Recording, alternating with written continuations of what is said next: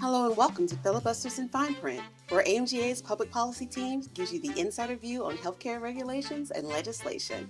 Thanks so much for joining us for the latest from Washington, D.C. Good afternoon, and welcome to AMGA's Filibuster in Fine Print podcast. I'm here with two of our legislative experts.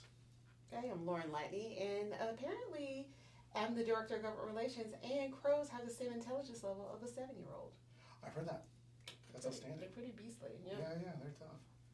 And My name is Alicia Sawyer. I'm the GR assistant for AMGA, and oh man, I don't know much about crows except that a group of them is called a murder of crows. That's a perfect antidote. Okay, perfect. because we're going to talk about Congress. Yes. Yeah, very good. Very good. And I am Chet Speed, and I don't really have a title, so we will just accept your host. And thank you all for being here. Yeah, And we'll shout out to Jamie Miller, who's not here. Jamie, we miss you, and look forward to seeing you soon. So, one of the things about our podcast, is that we have insider information to share about DC, and I got a juicy one. For those that don't know, DC traffic is abysmal. I live 12 miles from this office. It took me an hour and a half to get here this morning. So that's your insider tip today. DC traffic is awful. So moving on to... I'm sure the people who work in the agencies now have to go into work 5 days a week. 5 days a week have contributed to that. My sister, who works at State, she gets to the office at 5:30 in the morning.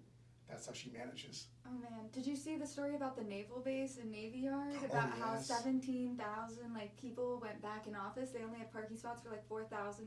Oh my 500, gosh. yeah. That's a math problem from high school that I don't want to try to solve.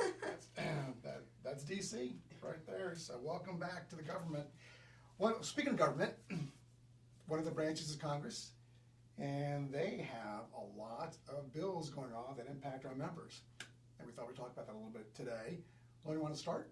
Yeah, so I, of course, love music and wrote a little ditty. I don't think I'm going to sing it because my voice isn't warmed up, but I'm going My to... daughter loves your voice, by Oh, the way. that's very Yeah. sweet. Oh, yeah, very skibbity, very riz. Nice. I will add her to I will let my parents know that. Oh, They please will do. really love Yeah, that. I really do. Seriously. Yeah. Oh, that's sweet.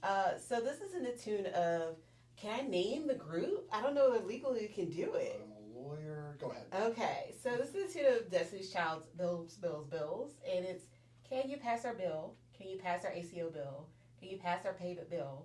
Then maybe we can chill. We sure want you to, so providers won't get screwed.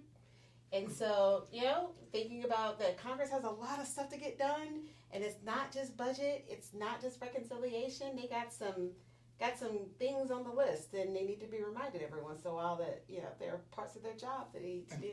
And that's what you and Alicia and Jamie do. We sure hope so. So do we.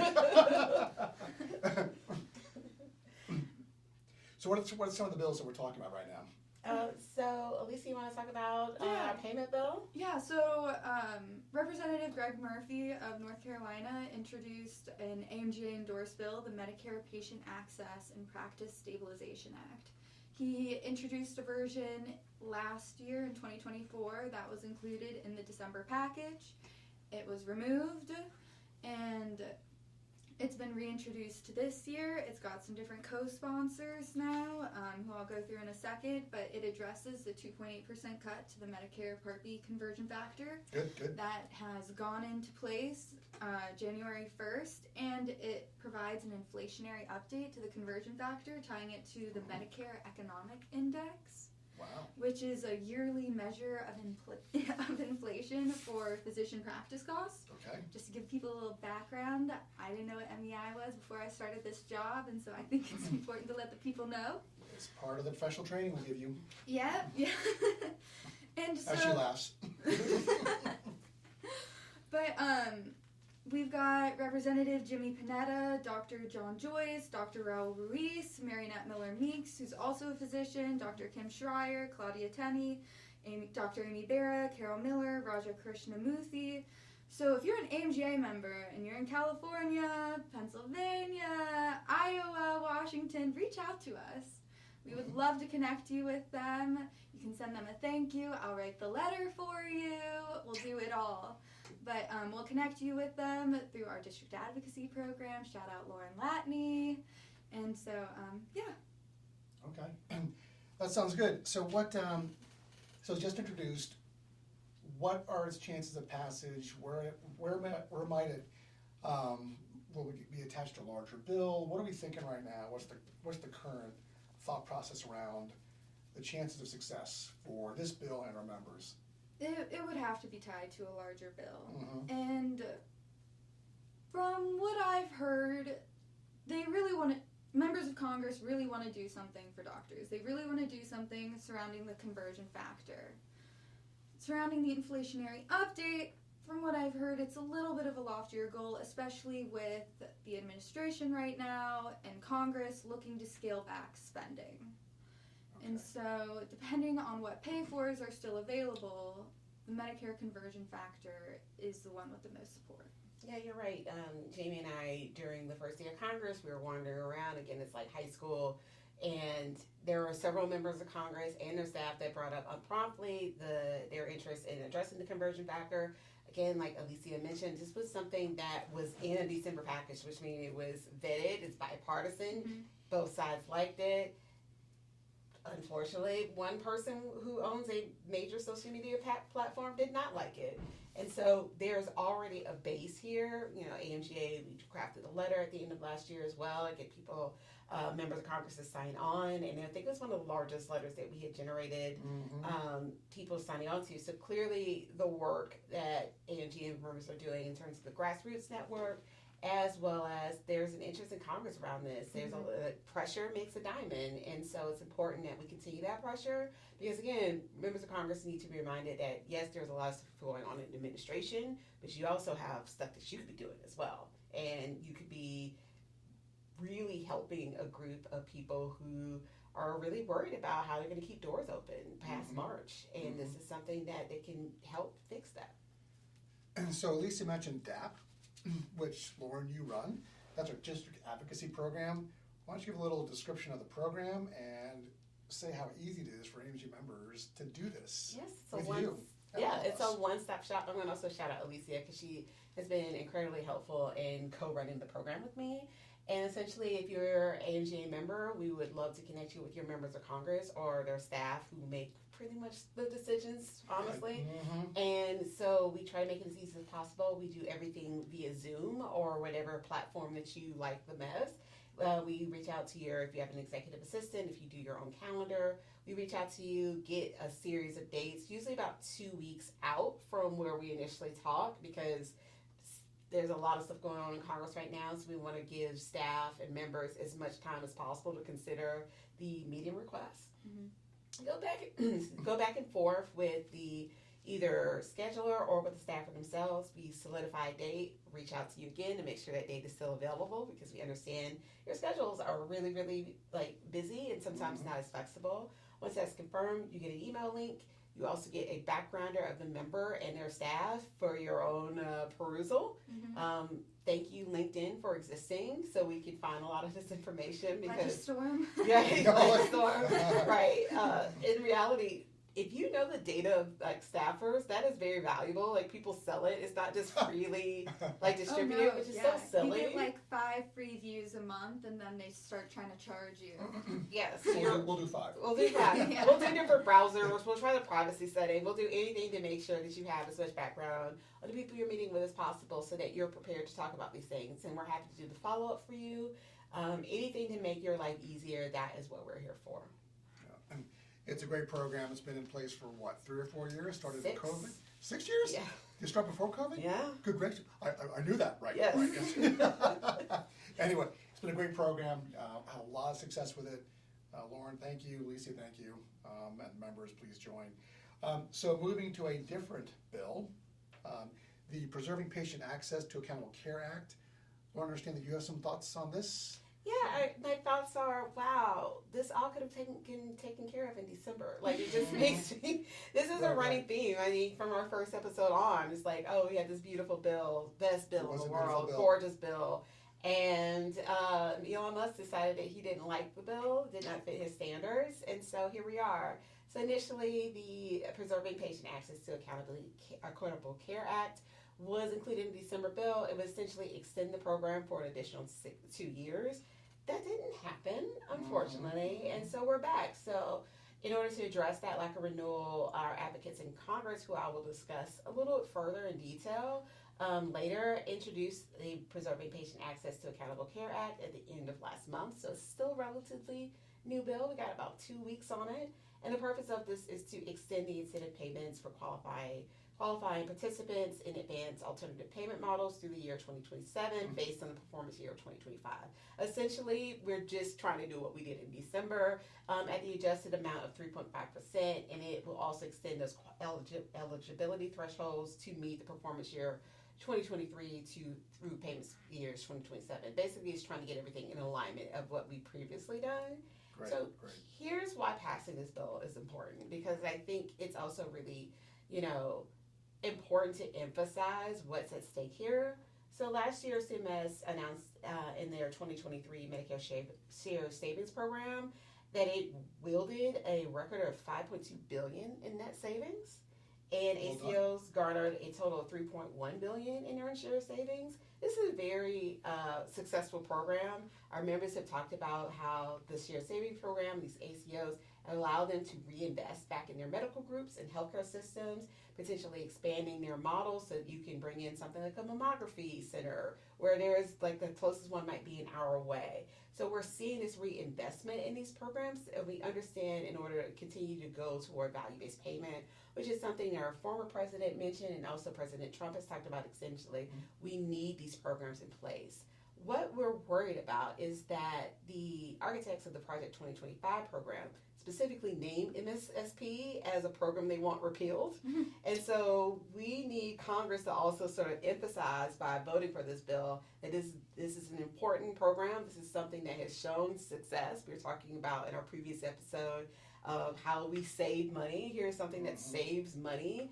And it's also something that our members really like and value. So we want to basically put 10 toes down on this program and let Congress know that as well. 10 toes down meaning we support it strongly. And we got that. Yes. my guy, he got so, that. He nodded. Yeah. Okay, so we're good. And so we want to hear as many stories about the importance of this program for AMGA members as possible. We want to share you stories by either setting you up on a DAB, or we share these stories when we're on the Hill. It's very important. And I also want to switch it up a little bit and kind of shout out some of the members who introduced this bill for us in Congress. So we have Congressman Darren LaHood from Illinois. It was the main sponsor of it. We want to shout out that in his district is Advocate Healthcare as well as OSF Medical Group. We also have Representative Neil Dunn of Florida, who's been a really, really important partner for AMGA, and want to shout out specifically Dr. Dan Duncanson, who's from CenMed Health. CenMed Health is adjacent to the district, but they will immediately pick up when he emails or calls because he understands the impact and how valuable his knowledge on these issues are. We have Representative Suzanne Dabane, who has been a long supporter of AMGA. She's introduced our CCM bill every Congress. And in her district, we have Optum Care Network of Washington, as well as Western Washington Medical Group. And also Dr. Kim Schreier. We love when the doctors show up, who represents Valley Medical Center. Dr. Schreier has been really important to our members. She has actually done personal tours of Valley Medical Center. Her office is really responsive. And so these are just examples to show you that when AMGA speaks, people listen. And when AMGA members speak, people listen even more intently. And so that's what we're trying to continue. I love that. So we talked about two specific bills. Let's get more general. So the State of the Hill, where are we now? With the Hill, what are they doing? What do they want to do? And how can they do it? So the State of the Hill is let's survive until April. That makes sense. Yes. Yeah. I said, hey, good luck till June. They're like, no, that's actually too far away. We need to get through April. Because in March we have our spending package in the middle of March 14th. Some people are saying, well, we already have it funded through March. Like, do we need to do something right away? And you're like, no, that's not how that works. And you also have a reconciliation package that is floating around. You know, the House and Senate budget committees introduced their resolutions on how they want massive cuts from these committees. How they're going to balance all of these things is going to be tricky. So that'll be podcast 7, 8, 9, 10. 11, 12. Yeah. Through 49. Yeah, through 49. 50 will go back to 5. Yeah. If you listen to episode 5 earlier, yes, that's going to be a humongous emphasis on AMGA, the reconciliation package, and the associated potential, I say potential now, cuts to Medicaid, Medicare, and other issues. So, but It's going to be interesting. And so March 14 first, and then we hit annual conference, then we hit reconciliation Yes. and our podcasts. Yeah, so no sleep. So Daryl, you're out. Daryl's out. Daryl's here, but he's out. Probably until fee schedule. So thank you. Yeah, so lucky. Yeah, no, I was just sit here and listen to you all. It's great. It's like, wow, what a mess. Former federal employee, he's just going to sit and... Yeah. Don't add to the story, Daryl. Don't be the end. Yeah, not going to take the buyout. Right, the resignation. Yeah. All right, well, that's great. Alicia, thoughts? Yeah, I mean, it's going to be interesting to see how they attempt to get everything done in that time. I mean, Trump and everyone, they say they don't want to cut healthcare, but I mean, like I've said before, it's hard to see how you're going to achieve all of these savings and like this massive cut across the board without cutting healthcare in some way. And so we at AMGA are going to try our hardest to make sure that what is most valuable to our members is as safe as possible. Our members and their patients. And their patients. And that's all credit to Jamie. He talks about the patients all the time. And Jamie, Lauren, and even I were once Hill staffers, and that is the focus. Yeah, what for is staffers? the patient. What's that? The 20-year-olds on the Hill. Yeah. They're like, I'm not a patient, so... Yeah. What is Just sort healthcare? of- I don't know Yeah, that. that's true. My parents put me on So we that. talk about our parents. Yeah. Exactly.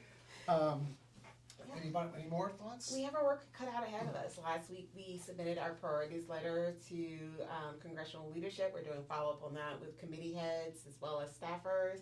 And our work cut out on us is like boots on the ground, reaching out to these members of Congress and their staff who signed on a previous legislation regarding ACOs and Medicare payment, reminding them of that and asking them to re-sign and join these bills, because the more you have on there, the more it shows to leadership their commitment and your desire to address this issue. And so we'd love for you to help us on that and give us your stories, give us hopefully some of your time. We have so many different various routes of doing advocacy. And Alicia, I know that you worked so hard on this. Yeah, and when Lauren says if you can give us some of your time, we really don't need that much. Right now, in regards to the Medicare Patient Access and Practice Stabilization Act, we have an ongoing grassroots campaign. And hopefully, if you're on the network, if you're interested in joining, you can reach out to me. My email is available on the website, on the AMGA Advocacy website, and I will send you our customizable congressional letter, and I'll help hook you up with your member of Congress's staff so you can send that directly to them. And yeah, it's really as easy as just 5 minutes filling in your name and your practice and saying thank you. Perfect. I appreciate that. Let me give one final thought, and I mentioned this to one of our AMGA meetings a couple weeks ago. So when we ask our members to engage with a policy department, sometimes they'll say, I don't have time, I don't want to get mixed up with Congress, other reasons. And the response back has always been, at least half of your revenues come from the federal government, and it truly makes sense, at least to us, that you should engage with members of Congress who literally control those purse strings. So let's build and maintain those relationships so you know who's funding over half of your budget. So we'll leave that as a final thought. We thank you for your time today, and from AMGA's podcast team, have a good day. Thanks for joining us for Filibusters in Fine Print. This podcast was brought to you by AMGA. For more information about AMGA's advocacy efforts, visit amga.org/advocacy.